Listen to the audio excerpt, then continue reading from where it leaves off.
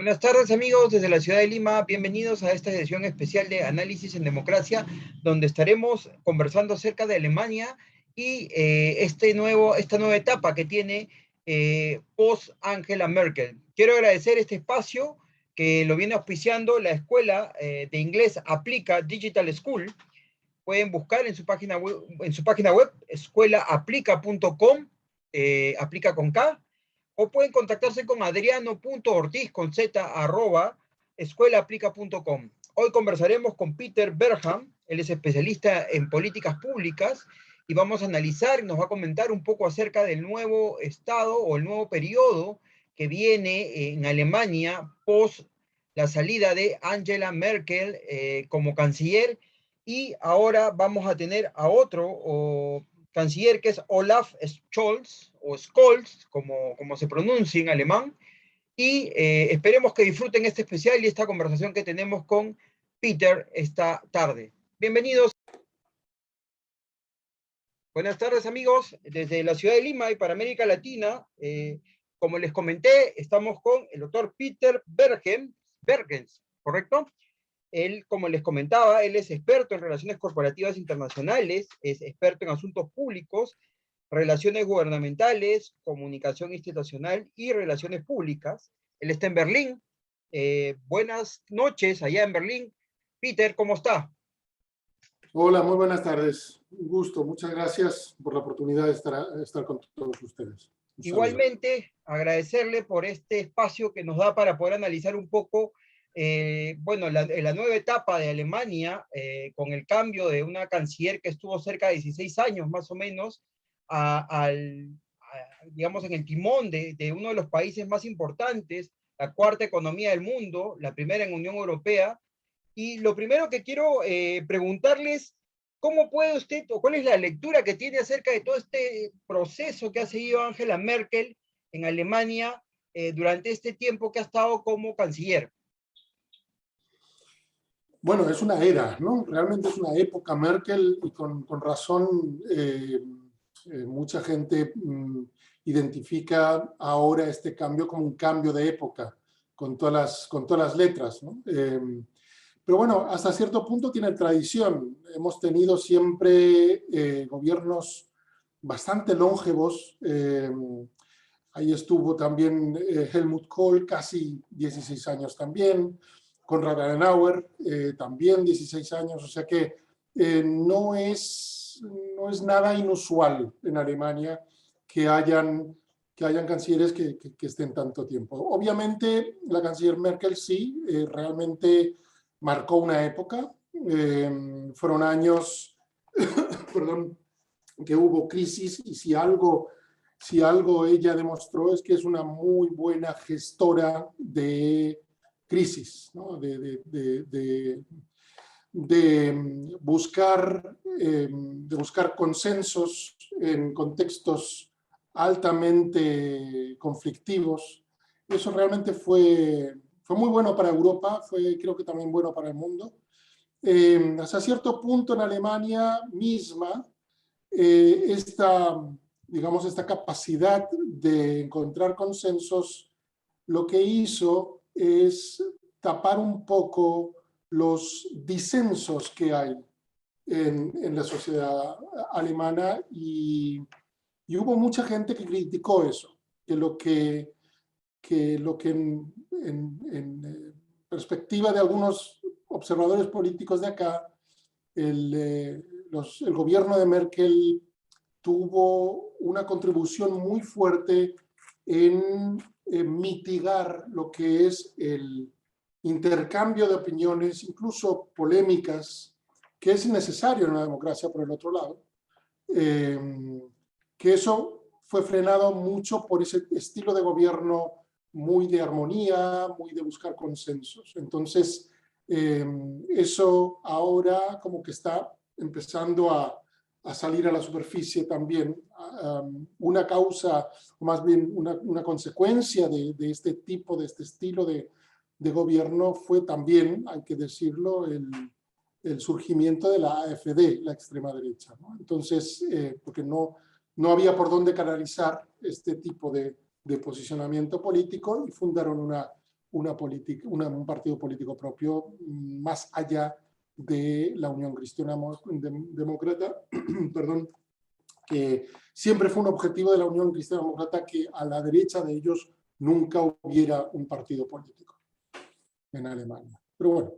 Y ahora, entrando a esta nueva etapa con Olaf, me dijo bueno, yo tengo acá Scholz, no sé cómo se pronuncia en alemán, pero ¿cuál es el perfil de este nuevo gobernante o de esta nueva persona que va a tomar el timón de Alemania tras 16 años, como usted mismo lo dice, de Angela Merkel, y pasamos ahora a una centroizquierda que definitivamente tiene otras motivaciones? ¿Cuál es su lectura del perfil de este nuevo mandatario, de este nuevo personaje que va a estar al mando del gobierno alemán?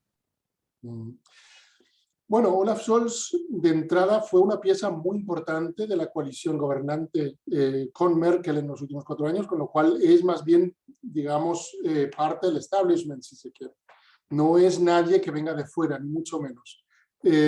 Anteriormente a eso, él es político de carrera, o sea, lleva muchísimo tiempo en la política, fue gobernante, lo que se llama el burgomaestre gobernante, que es prácticamente el primer ministro de Hamburgo, porque Hamburgo es uno de los pocos Länder, hay 3 o 4 Länder, o sea, estados federados en Alemania que son ciudades. Ahí está Hamburgo, ahí está Berlín, Bremen, que son las tres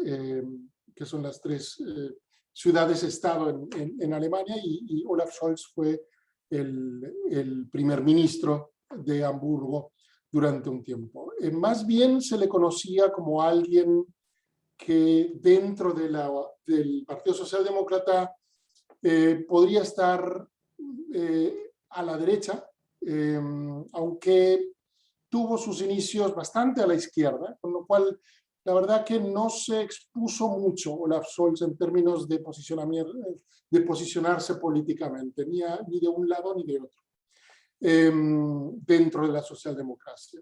Lo que sí es que hay que tener en cuenta que él en su momento, cuando hace 1 año o 2 años aproximadamente se votó a un presidente del Partido Socialdemócrata, él no fue exitoso, o sea, no hubo mucha gente que la apoyara, y más bien fue un candidato, digamos, poco querido dentro de la socialdemocracia, que por otro lado es algo muy típico de la socialdemocracia alemana. Siempre, en todos los casos que hubo un canciller socialdemócrata, más bien fueron sus propios correligionarios los que al final le echaron. Fue el caso de Gerhard Schröder, fue el caso de Helmut Schmidt, clarísimamente, en el 82 creo que fue, exactamente. O sea, va a ser interesante sobre todo el cómo la socialdemocracia pueda apoyar o no a un canciller Olaf Scholz en un contexto de una coalición complicada, porque es la primera vez en la historia de la política alemana que 3 partidos forman una coalición gobernante. Respecto a este nuevo gobierno que está entrando, a este nuevo jefe de gobierno, ¿cuáles son las expectativas de los alemanes? Tomando en cuenta que, como mencioné al inicio, son ustedes la 4ª economía del mundo y una de las economías más importantes de la Unión Europea, si no la más importante, pero venimos de una sociedad o de una etapa muy desgastante, tanto políticamente para muchos países, para muchos gobiernos por el tema de la pandemia, y digamos, igual siendo una economía importante, pues la contracción por el mismo efecto de la pandemia, pues ha traído, digamos, un estallido social de diferentes niveles. Pero ¿cómo los alemanes perciben este nuevo, o qué expectativas tienen para esta nueva etapa con este nuevo jefe de gobierno? ¿Un continuismo o de repente algún tipo de cambios? Claro. Es una buena pregunta porque, a ver, yo diría que de entrada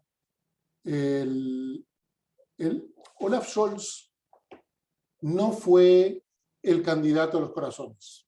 O sea, no fue un candidato del cambio, tal como sí lo fue definitivamente Gerhard Schröder en el 98. Ahí claramente Gerhard Schröder ganó al candidato en su momento, Helmut Kohl, claramente ganó. Aquí, la verdad que no fue el caso. A ver, hablando pronto y mal, podemos decir que el 75% de la población alemana no quiso a Schröder. Ay, perdón, no quiso a Olaf Scholz. Porque apenas 25% le votaron, 25-26%. Con lo cual, de entrada, fue una situación muy sui generis, porque es la primera vez en la historia moderna de Alemania que no candidata un canciller en funciones. Es la primera vez que un canciller, en este caso la canciller Merkel, no se presenta a elecciones y sale, digamos, del ruedo político antes de presentarse a elecciones. Con lo cual dejó, digamos, un poco huérfano a gran parte de la población alemana que no sabía realmente cómo manejar esta situación. Con lo cual Olaf Scholz, si fuéramos un poco malos, podríamos decir, en la perspectiva de muchos votantes en Alemania, era el menos malo y no precisamente el mejor. Entonces esto, para empezar, bueno, es una cierta hipoteca. Creo que nadie, o incluso los que no le votaron, confían en que básicamente sabe hacer su trabajo. Pero lo dicho, no es un candidato de los corazones, no es alguien a quien se le haya votado realmente con entusiasmo. Eso yo diría para empezar. En segundo lugar, creo que ya es una constante, no solamente en Alemania, sino que en gran parte de Europa, que independientemente de los cambios políticos, las grandes líneas permanecen. O sea, que también con un gobierno, digamos, ladeado un poco más a la izquierda, no va a haber grandes cambios. Aparte de que hay que decir que en términos sociales, por ejemplo, Merkel fue claramente, estuvo mucho más a la izquierda de su propio partido en muchas cosas.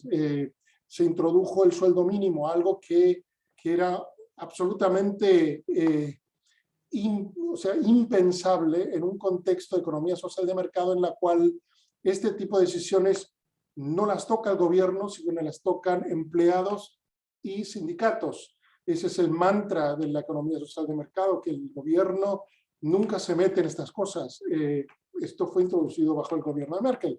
Fue introducida el matrimonio homosexual, algo que tampoco fue precisamente algo que fuera parte de la agenda demócrata cristiana, etcétera, etcétera, etcétera. Con lo cual, lo que quiero decir es que básicamente sí, obviamente va a haber un cambio de acentos, pero no vislumbro que haya un cambio radical en el tipo de hacer política. Lo que sí creo que,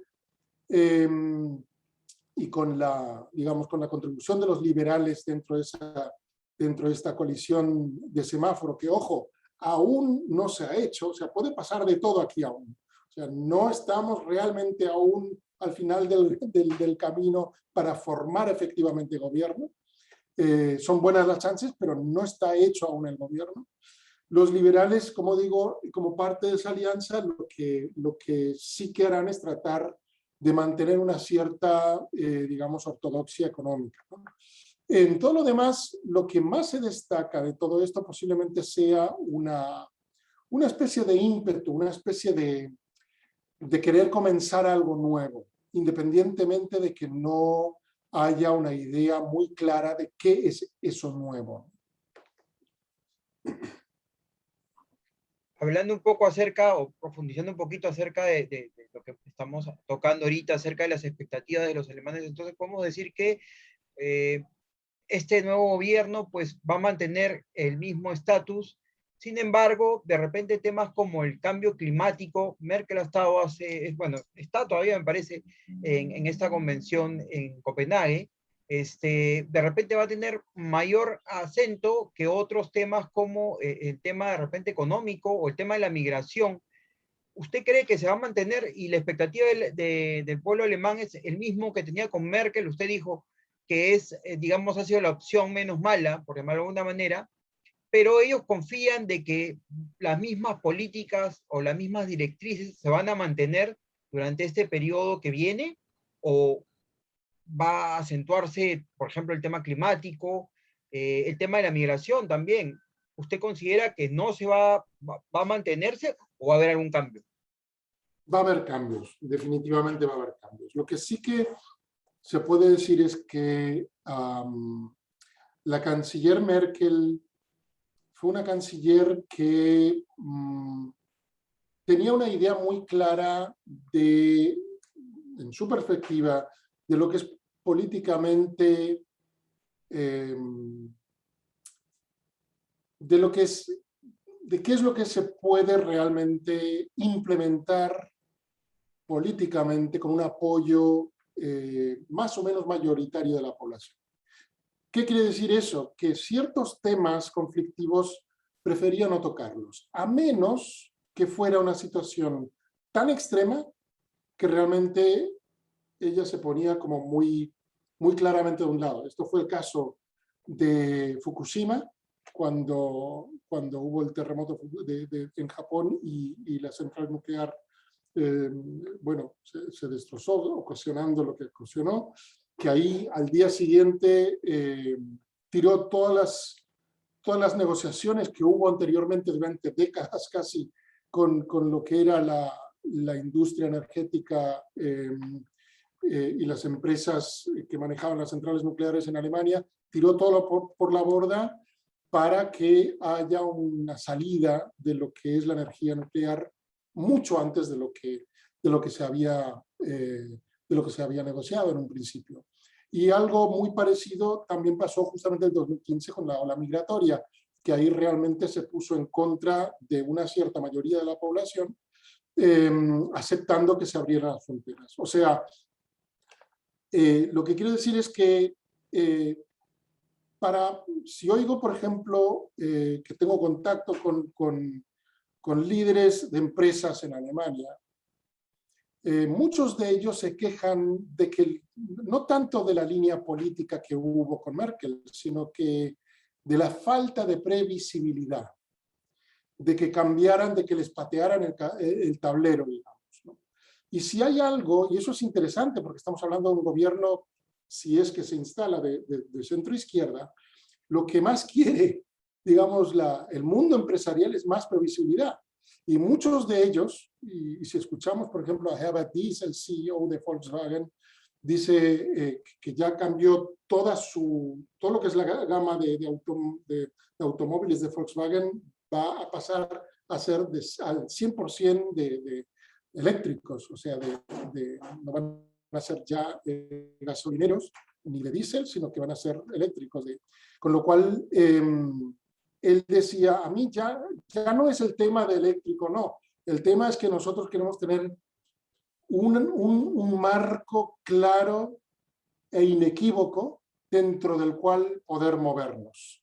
Y eso sí que fue una de las demandas más importantes en los últimos años por parte del sector empresarial y económico en Alemania, que decía, bueno, el cambio climático y todo lo que eso conlleva en sí en cuanto a limitaciones, prohibiciones para la actividad económica, sí, obviamente nos afecta, pero más nos afecta el no saber qué es lo que se nos viene encima, ¿no? Y lo que hay es una cierta, yo no diría que una luna de miel, tanto no, pero sí que hay una cierta, digamos, un cierto optimismo, por lo menos de la parte económica empresarial, para con este nuevo gobierno, en el sentido de que lo que se anhela es tener más claridad con respecto a las reglas que se nos vienen encima. Y poco más o menos también con la población en general, que sabe que el tema del cambio climático no hay otra. Y lo mismo pasa también con el tema migratorio, que lo que se ha hecho es, y esto fue Merkel, que por un lado sí abrió las fronteras, pero en el otro luego fue restrictiva, o sea, no hay una política de Estado de inmigración. Y eso creo que va a ser una de las tareas conjuntamente con el combate al cambio climático más importantes del próximo gobierno. Ahora, comentaba hace unos minutos acerca de esta coalición semáforo famosa que he visto y he revisado en las redes. ¿Qué tendría que darse para que esto no se dé? O sea, ¿cuáles serían las condiciones? Usted me dice, todavía no es fijo de que esta coalición se pueda consolidar o se pueda dar.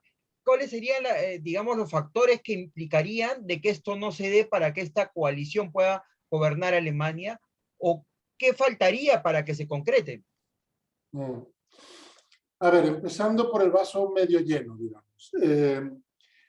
Lo que realmente uno puede destacar, sobre todo a diferencia de la vez pasada, de hace 4 años, que la negociación de coaliciones fue, o sea, la formación de gobierno, que en su momento inicialmente fue entre cristianos-demócratas, verdes y liberales, y fueron los liberales que luego salieron. Esta vez, la verdad, las negociaciones son bastante más disciplinadas, en el sentido que realmente ha habido un acuerdo entre las 3 partes bastante claro en cuanto a ser lo más discretos posibles y a respetar, digamos, lo que es la confidencialidad, porque sin confidencialidad no hay posibilidad de entrar en acuerdos. Esto en primer lugar, y la verdad que se ha tenido bastante consistencia en eso. En segundo lugar, creo que el tipo de relacionamiento ha sido muy respetuoso, muy tolerante el uno con el otro. Creo que fue hasta cierto punto, aunque sea cínico decirlo de alguna manera, pero creo que fue saludable que los socialdemócratas tuvieran una performance tan mala la última vez, en las últimas elecciones, lo cual les hizo bajar un poco los aires, porque la verdad es que hubo una cierta, no sé si arrogancia, pero sí un cierto orgullo de el partido más longevo de Alemania, obviamente, muy tradicional, muy fuerte, pero que de repente se vio enfrentado con una realidad muy dura que le daba apenas 14-15%, cuando hace 20-30 años estábamos hablando que no iba a bajar de los 30%, 35%. Con lo cual, creo que aquí hay entre los 3 implicados digamos, una forma de diálogo bastante equitativa, si se quiere decir, para empezar. En general, están manejando bien los disensos, por lo que se ve, con lo cual también un Olaf Scholz es una persona muy, ya se lo ha visto también en público, no es el típico alpha man, como dicen, o sea, el líder que tira para adelante y digamos, una especie de digamos, no sé, paradigma del líder de película, sino que es más bien alguien muy moderado, muy diplomático, que obviamente ayuda cuando se buscan puntos en común. Creo que sí que hay muchas posibilidades de que esta coalición se dé. Ahora bien, ¿cuáles son, digamos, las posibilidades de que no se dé? Hay un punto, digamos, un punto de dolor, como dice, el pain point, que es el tema económico. En el sentido de que las 3 partes, sobre todo los verdes y los socialdemócratas, tienen una lista de deseos de que el Estado financie tal cual, etcétera, etcétera, etcétera, y nadie sabe cómo financiarlo.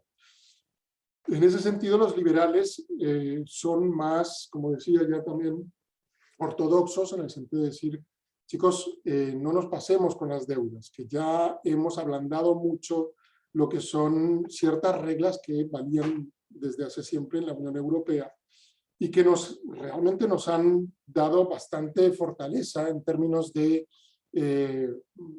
poca inflación, etcétera, etcétera. Entonces, ese puede ser un punto de conflicto muy importante. Yo diría que es el punto más importante, definitivamente. Hay otros más. Ahí está el tema migratorio, que también va a tener algún tipo de de conflicto, pero no creo que sea insalvable. Lo que sí que también puede pasar, y eso tendremos que ver, es que las cúpulas de los partidos o los que ahora están negociando la coalición lleguen a un acuerdo y que luego ese acuerdo, que tiene que ser refrendado por los tres partidos, no sea refrendado. De hecho, los jóvenes verdes, o sea, lo que es la juventud verde, ya amenazó con no refrendar el acuerdo tal y como se parece estar dando de momento. Eso también puede pasar. Entonces, no está todo dicho. Por eso decía yo de tener cuidado, porque aquí no solamente son los tres los que están, sino que están los partidos a los que también hay que convencer. Y si hay algún partido que de repente patea el tablero, volvemos a las andadas. Incluso puede que volvamos al punto cero de que estos tres partidos no puedan hacer la coalición, sino que la socialdemocracia vaya a buscar otra opción, que la verdad no creo que sea la cristiano-democracia, que no va a querer gobernar de junior con una socialdemocracia, con lo cual solamente quedaría de que la cristiano-democracia intentara negociar con liberales y verdes. O sea, cambiaría prácticamente el lugar de la socialdemocracia en vez de, ¿no?, la cristiano-democracia en vez de la socialdemocracia. Y un trueque, digamos, de cambio. Eso, teóricamente, por lo menos, sigue siendo posible. Interesante. Ahora, hablábamos de una Angela Merkel que ha sido líder en la Unión Europea y ha gestionado, digamos, o ha estado enfrentando muchas crisis. Con este nuevo canciller, ¿Alemania usted siente que va a perder el liderazgo en la Unión Europea? Hablamos de un perfil más conservador, un perfil más moderado. ¿Usted cree que digamos, ese lugar que tenía Alemania en la Unión Europea, ese liderazgo de ir a negociar, a gestionar, va a perder intensidad con el nuevo canciller? Creo que hay un mito con la canciller Merkel. Canciller Merkel es la canciller menos eurófila que tuvo Alemania en su historia. Uno podrá pensar, sí, ella fue excelente gestora de crisis, fue moderadora, todo lo que se quiera, pero no fue ni de lejos una persona que tuviera una relación con Francia como la que tuvo Gerhard Schröder, o una relación que uno podría decir incluso ya casi visceral, si se quiere, de Helmut Kohl. Para Helmut Kohl, Europa era la razón de vivir de Alemania, directamente, como con Konrad Adenauer. O sea, venimos más bien de una historia, y eso también se puede explicar incluso con la socialización política de una Angela Merkel, que creció en el este de Alemania, que nunca tuvo una relación realmente intensa o cercana con lo que es el mundo occidental europeo, Francia, Reino Unido, España, Italia, digamos como vivencia personal. No quiero decir que no fuera europea, absolutamente, pero fue una vivencia europea distinta a la que tuvieron un Gerhard Schröder, un Helmut Kohl, etcétera, etcétera, que lo vivieron mucho más como parte de una historia de Alemania venida de la guerra y que era, digamos, uno de los pilares de la existencia del Estado alemán. Eso no lo vivió realmente Angela Merkel así. Con lo cual, también se ve en la forma en la que llevaba la política europea. Ella, por ejemplo, a diferencia de un Gerhard Schröder o un Helmut Kohl, cuando tocaba tomar decisiones europeas, estos dos últimos, lo primero que hacían era llamar en su momento a Jacques Chirac o a Giscard d'Estaing, o sea, sus colegas franceses, era lo primero que hacían. Eso, por ejemplo, no lo hacía nunca Merkel. Puntualmente sí, cuando veía que desde el punto de vista de la estrategia de negociación podía serle útil, pero no como un reflejo natural. Y yo creo que ahí sí que hay una diferencia. Eso, tomé un poco de tiempo para explicarlo porque creo que es algo que no se ve tanto. Creo que también un Gerhard Schröder o un Helmut Kohl incluso hubiera manejado la crisis económica con Grecia especialmente de forma distinta. Pero bueno, es otro capítulo. De todas formas, lo que sí que creo es que definitivamente Olaf Scholz va a tener su lugar. Creo que va a ser bastante, va a estar bastante más apegado, un poco más en la tradición de un Gerhard Schröder o de un Helmut Kohl, va a estar más apegado al lado francés, va a estar con más interés de buscar también una especie de el motor conjunto, que siempre se decía que el motor franco-alemán era el que empujaba a Europa. Puede ser que en ese sentido haya un reacercamiento con Francia. Y en términos generales, la verdad que el liderazgo alemán es más bien un liderazgo demandado. No es que los alemanes busquen el liderazgo, sino que más bien son muy reacios, también por la historia, pero en general tienen como más cautela. Y más bien son otros los que quieren que Alemania tome una posición que la verdad no está tomando. Y lo estoy viendo también en términos de política internacional.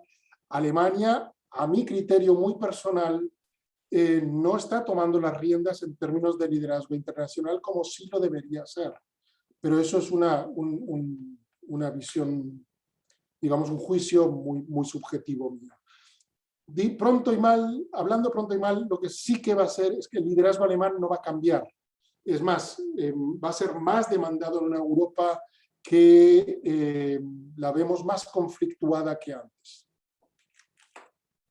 Entonces podemos decir de que de cara a la política exterior alemana podría mejorar de repente, como usted dice desde su punto de vista, el liderazgo de repente que demanda ahora Europa con tantos problemas que se dan. Ahora, para el otro lado, para el lado de América Latina, ¿cómo usted cree que van a ser las relaciones entre Alemania y América Latina a partir de ahora con este nuevo gobierno? Quizás se puedan mantener, puedan mejorar.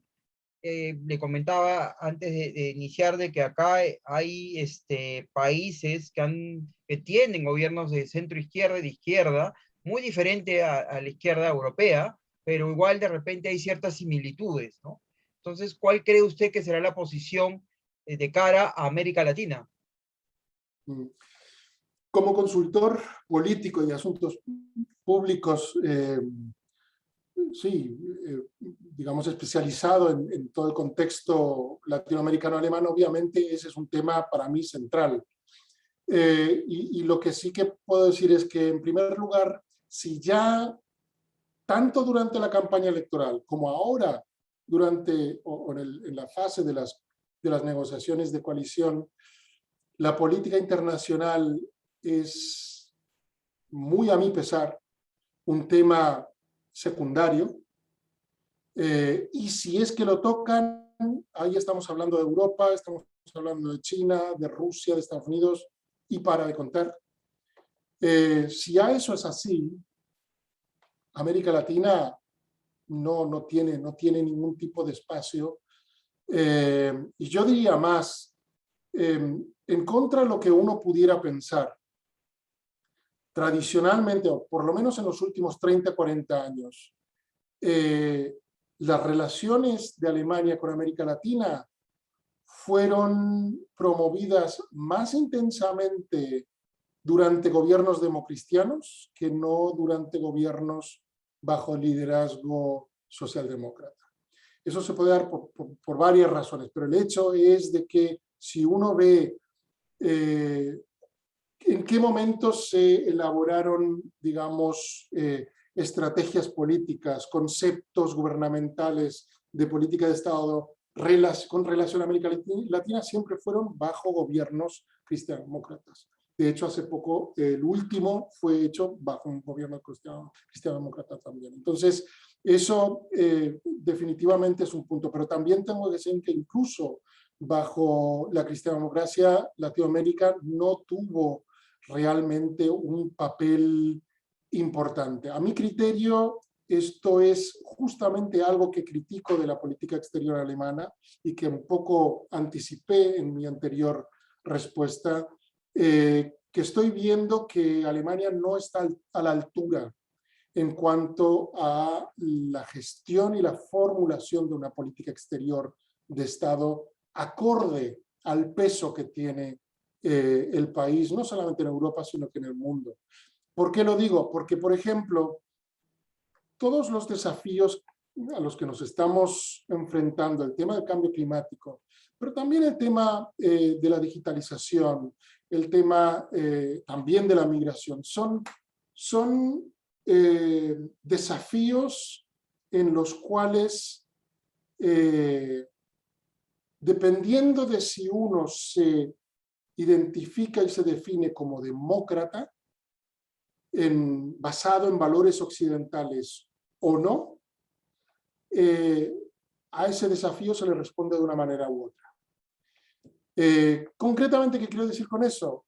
Que Europa, especialmente Alemania, va a necesitar de amigos en el mundo. Y los amigos más naturales, fuera de Europa y Estados Unidos, digamos, o fuera del norte, occidente clásico, están en América Latina. En el sentido que uno podrá decir con todo derecho que las democracias latinoamericanas, bueno, son complicadas, no son perfectas. Perfecto. Pero ¿dónde en este mundo hay una región en el sur global más democrática que América Latina? En ningún lado. Entonces, debería estar en el interés natural, no solamente de Alemania, sino de Europa, de acercarse a América Latina. En el sentido que, a ver, América Latina hoy por hoy es casi el 20% de los votos de las Naciones Unidas. Si uno quiere llevar a cabo realmente cambios a nivel mundial, va a necesitar de esos votos. Punto uno. Punto dos, en términos económicos, América Latina sí ha bajado comparativamente con Asia, pero va a seguir siendo un mercado importante al que han estado abandonando muchos europeos, sobre todo alemanes.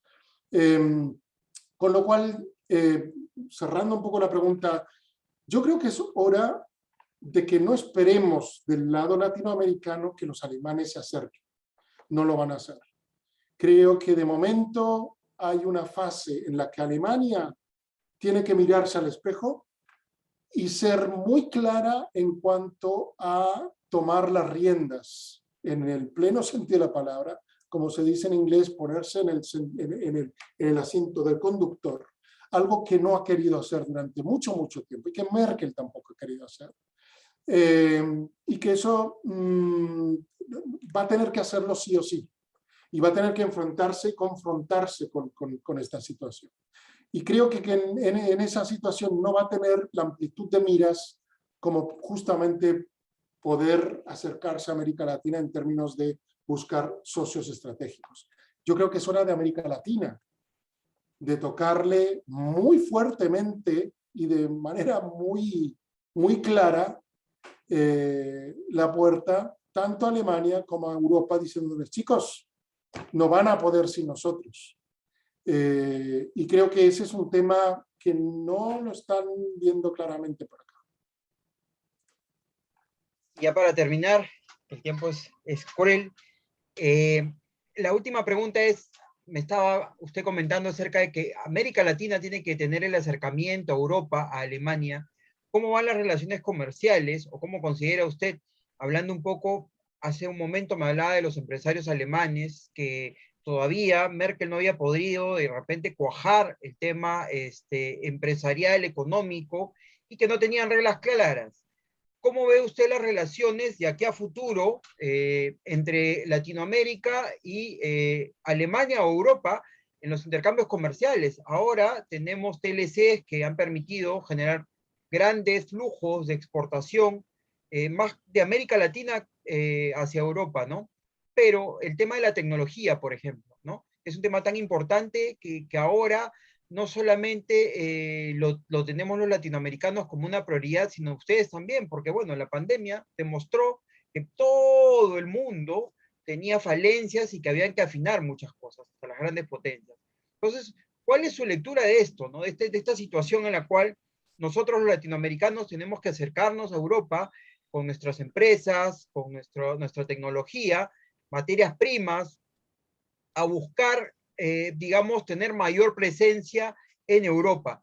Ahí está este escenario para poder hacerlo post pandemia, en la cual las economías latinoamericanas están caídas, ustedes de repente están un poco mejor, pero hay este escenario como para poder, digamos, que las empresas latinoamericanas vayan a Europa, vayan a Alemania, a decir, acá estamos, podemos ayudar, somos sus socios comerciales. ¿Hay estas condiciones?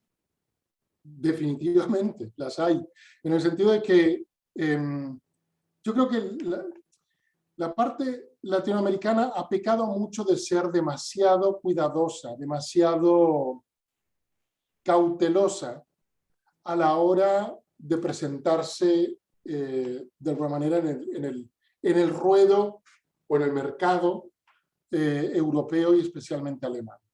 Y eso ha entroncado perfectamente, lastimosamente, con una percepción que se tiene de Alemania, o que se tiene en Alemania, de América Latina, absolutamente obsoleta.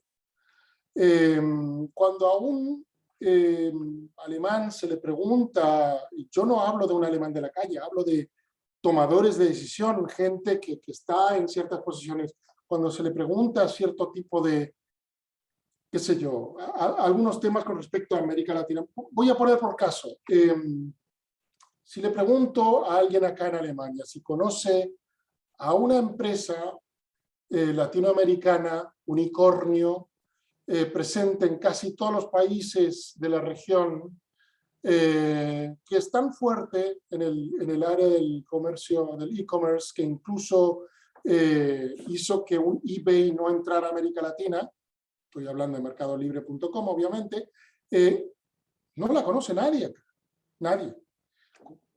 Lo mismo pasa con muchas otras empresas. Cuando uno habla de multilatinas, cuando uno habla de empresas o incluso recuerdo, esto ya cambió un poco, pero más o menos vamos por ahí. Cuando yo le decía, cuando yo preguntaba cuál fue el producto de exportación más importante del Brasil en el 2013, creo que era 2012, todo el mundo me veía con café, con soja. No, no, no. Aviones, Embraer. El tercer constructor de aviones más importante del mundo, tercero, cuarto, si mal no tengo entendido. O sea, estamos hablando de algo que aquí no se conoce. Y no van a ser los alemanes que vayan a conocerlo, no, tienen que ser los latinos, que vayan a Alemania, que vayan realmente a presentarse con, digamos, con el pecho erguido y el pecho inflado con todas las de la ley y decir, bueno, a ver, aquí nosotros también tenemos algo que ofrecer. Y el tema de digitalización creo que es un tema muy interesante justamente. ¿Por qué? Porque entronca un poco con lo que antes decía de los valores. A ver, uno puede hacer, hablando de forma muy esquemática y muy simplista, lo confieso, pero quiero hacer el punto. Yo puedo hacer digitalización a la China o la puedo hacer a la occidental europea, que incluye la forma en la que nosotros entendemos en América Latina también el hecho de las libertades básicas, derechos fundamentales, etcétera, etcétera. Aquí hay una clara diferencia. Y esto ya se da, por ejemplo, en términos muy específicos en lo que en Brasil se ha instalado como la Ley de Protección de Datos, que está inspirada en la Ley de Protección de Datos europea y no China. O sea, estamos hablando de una alineación en ese sentido que está basada en valores comunes, que tendremos disensos, obviamente, pero que claramente es muy distinta del canon de valores que nos proponen desde la China o desde Rusia. Entonces, a eso me voy cuando digo, aquí hay mucha oportunidad que no se está tomando en cuenta, tanto de un lado como de otro. Y ahí con mucho pesar veo de que Europa tampoco está haciendo sus deberes en lo que respecta al TLC o al tema de la Unión Europea con el Mercosur, que me parece es realmente una gran oportunidad perdida para Europa, sobre todo para Europa, más que para América Latina en este caso.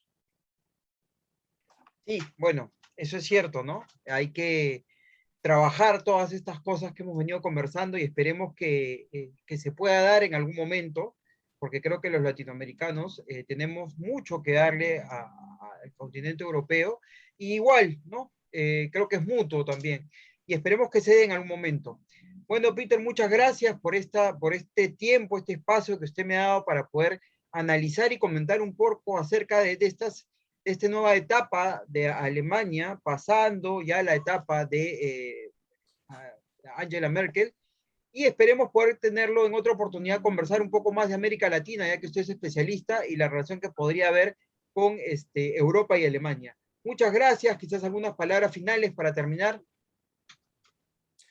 Bueno, muchísimas gracias por la oportunidad y siempre es un gusto. El tiempo es corto para las cosas agradables, como lo decía en un momento cuando hablábamos, pero sí, a mí me encanta esto y me encanta sobre todo el poder de alguna manera unir los dos mundos y creo que, lo dicho, hay mucho potencial, hay mucha capacidad de poder realmente hacer cosas entre Europa y América Latina, especialmente entre Alemania y América Latina. Y bueno, es lo que hago, es mi trabajo, es de lo que vivo y bueno, yo aquí en Alemania siempre a las órdenes de cualquiera que necesite algún tipo de apoyo en este país y en Europa. ¿Cómo lo contactan usted? ¿A través tiene alguna página web? Dígala, si es que la tiene, Lo para que más, la contacten. lo más fácil es vía página web, que sería, la pongo en el chat, pero es www.paberens, o sea, paberens.com, o sea, las iniciales de Peter Alberto y Berens con la H intercalada, que sería esto. Ya, perfecto. Ahí lo vamos a poner para que gente interesada en América Latina se contacte con usted. Muchas gracias. Como le digo, el tiempo es cruel. Esperemos tenerlo en otra oportunidad. Y muchas gracias a todos los que nos han seguido en esta edición especial, analizando Alemania post-Merkel y con un nuevo canciller que esperemos que tenga todos los éxitos y que pueda acercarse más a América Latina. Buenas tardes desde Lima y buenas noches a usted que está en Berlín. Hasta Muchas luego. gracias. Que vaya bien, Aldo. Gracias. Bueno, amigos, quiero agradecerles haber compartido en este espacio, analizando, como les digo, un poco el tema de países como Alemania y esta nueva etapa que van a vivir a partir del nuevo gobierno del canciller nuevo, Olaf Scholz, como nos comentó Peter, y para los que quieran contactarlo es www.paberens.com, Parvens, para contactarlo con él y puedan hacer de repente algún acercamiento a Europa o Alemania. Quiero agradecer este espacio, lo viene auspiciando Aplica Digital School, lo mencionamos al inicio, pueden buscar a través de su computadora, googlear escuelaaplica.com. El contacto puede ser a través de Adriano Ortiz y su correo es adriano.ortiz@escuelaaplica.com. Quiero agradecer a todos los que nos siguen y esperamos poder contar con ustedes en otro espacio de este tipo, analizando las situaciones de los países. Ahora vienen las elecciones en Argentina, esperamos tener también algún invitado y bueno, esperamos que hayan podido conocer un poco más acerca de Alemania y de la situación actual que vienen viviendo. Muchas gracias, amigos, y esperamos tenerlos en otra próxima edición de Análisis en Democracia. Yo soy Aldo Lorenzi y les agradezco mucho desde Lima, Perú, a todos los que nos han seguido esta tarde.